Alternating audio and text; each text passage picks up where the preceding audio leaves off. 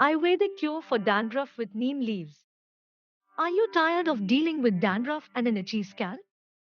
Well, have you tried using neem leaves? These leaves have antibacterial and antifungal properties that can eliminate the bacteria and fungi that cause dandruff. Plus, they can soothe your scalp and reduce inflammation and itching. Here is how you can use neem leaves to cure dandruff. 1. Take a handful of neem leaves and wash them. 2. Boil the neem leaves in water for 20 to 30 minutes until the water turns green. 3. Let the water cool down and then strain it. 4. Apply the neem water to your scalp and massage it gently. 5. Leave it on for 30 minutes. 6. Wash your hair with a mild shampoo and rinse it thoroughly with water. 7. Repeat this process once a week for best results.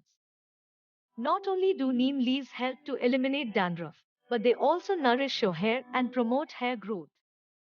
When applied to the scalp, the neem water helps to reduce the growth of fungus and soothe the scalp, reducing inflammation and itching. This process helps to eliminate dandruff and promote a healthy scalp. So why not give it a try and see the difference it can make for your hair and scalp?